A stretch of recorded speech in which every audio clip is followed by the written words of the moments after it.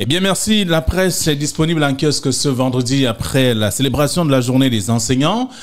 Donc, on parle de la nouvelle expression ce matin, fête des enseignants, l'intersyndicale se gâte à Douala. Alors, c'est le titre proposé par le tabloïd pour dire qu'on a bien vu que les syndicalistes se sont retrouvés à cette place. Beaucoup n'ont pas souhaité se mettre là-bas. Donc, devant un public plutôt embarrassé, le représentant des syndicats, notamment des enseignants ou des enseignants, a fait donc le réquisitoire du gouvernement quant à sa gestion de l'école. Et bien entendu, on a bien vu également à la suite de tout cela, selon le journal, avant de formuler un vœu pour conclure en ce jour d'ailleurs de fête des enseignants, et qu'il s'agit là donc de l'intersyndicale, vous souhaite notamment un agréable deuil de l'éducation au Cameroun. C'est ce qu'on lit donc dans le journal. Vous aurez l'occasion de parcourir le dossier proposé par le tabloïd de la page 4 à la page 5.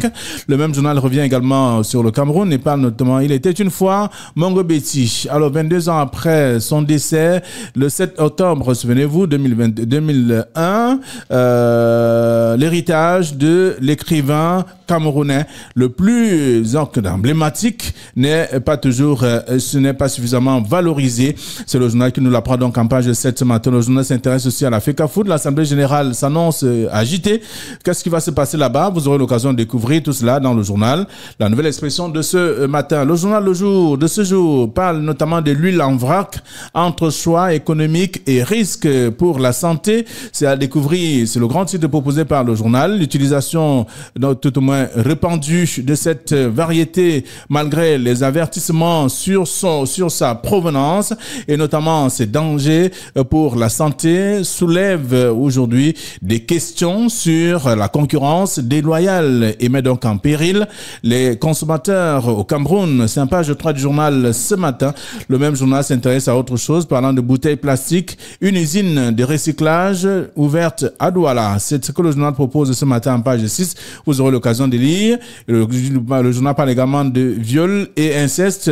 Ex-Maléa veut libérer la parole des victimes. Ce sera d'ailleurs à travers le projet Ta fille n'est pas ta femme. Une vaste campagne de sensibilisation est dominée à cet effet. C'est en page 4 du journal ce matin.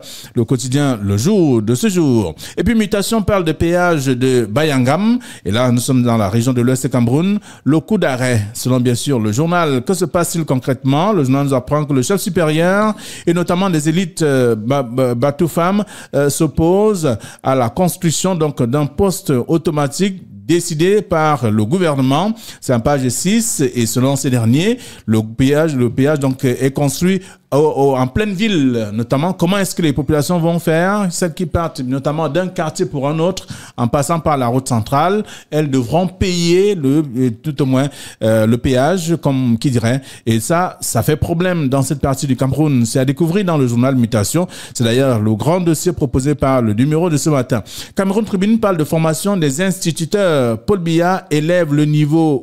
C'est le titre proposé par le tabloïd pour dire que le décret signé par le président de la République mercredi dernier renforce ici les exigences et notamment la qualité même de l'enseignement dans ce secteur. Ce texte d'ailleurs ouvre ici également la voie à une formation plus inclusive et spécialisée avec un accent sur le bilinguisme et notamment la recherche. C'est en page 3 du journal, le journal Cameroun Tribune ce matin, qui a d'autres informations, notamment la revue des troupes parlant des Lions indomptables à quelques jours, notamment des matchs amicaux contre la Russie et notamment le Sénégal. Cameroun Tribune analyse notamment les performances actuelles des 24 sélectionnés par Rigobert Sambaranak dans le club en ce moment.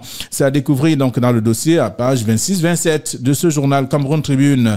Le journal L'Œil du Sahel inquiète pas de l'ACDO, les chantiers du projet Viva Benoué passés au scanner. Qu'est-ce qui se passe là-bas? Jusqu'ici, ça reste une question, mais le journal propose tout un mini dossier ce matin. avec ce chantier qui est donc en cours, il faut davantage lire, faire lire aussi. Le journal parle également du cancer, le cancer du sein. Les femmes du Nord sensibilisées au dépistage. On s'intéresse donc à ce sujet également puisque nous sommes au mois d'octobre qui est le mois octobre rose. Le journal L'économie de ce matin, l'économie quotidienne par de la Sonara, le processus de recherche du constructeur enclenché. Et là, le journal propose d'ailleurs qu'il s'agit là, le nom de l'entreprise qui va donc réaliser les travaux ne va pas tarder donc à être dévoilé. Il y a des tractations qui se déroulent et là chacun devra donc attendre calmement qui sera celui-là qui va gagner le chantier de la Sonara. C'est à découvrir dans le journal L'économie qui a eu bien de sujets concernant donc la consommation avec notamment cette prolifération des huiles végétales non conformes qui inquiète carrément. C'est à découvrir dans le même journal ce matin aussi. Le journal Indépendant parle de Magil notamment avec le retour de la pieuvre sur le chantier de Lembe à Yaoundé. Il faut davantage dans un communiqué daté donc du 3 octobre 2023, l'entreprise annonce notamment la reprise des travaux dans ce côté-là de construction du complexe sportif de Lembe pour la semaine prochaine.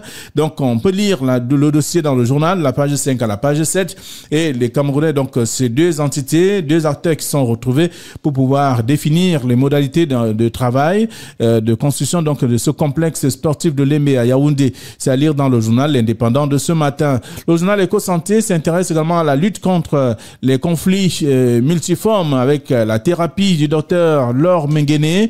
Le journal présente d'ailleurs cette dame et nous apprend que selon notamment la psychiatre et sous-directrice donc de la santé mentale, le ministère de la santé publique, donc le mal-être est donc la cause principale des violences récurrentes dans le système de santé ou notamment notre société. À l'occasion justement de la célébration de la journée mondiale de la santé mentale le 10 octobre 2023, elle exhorte aussi les populations à l'occasion de ce mois de faire notamment des consultations ou tout au moins de faire l'amour, une période donc en milieu familial, scolaire, professionnel et social. C'est à découvrir dans le dossier proposé par le journal ce matin, le journal Éco-Santé. Éco-Santé par les Yaoundé avec cette découverte macabre. Donc le corps sans vie d'une femme a été donc découvert, emballé dans un sac, dans un canal municipal à Messa, c'est un quartier de la capitale politique dans l'arrondissement de Yaoundé 2.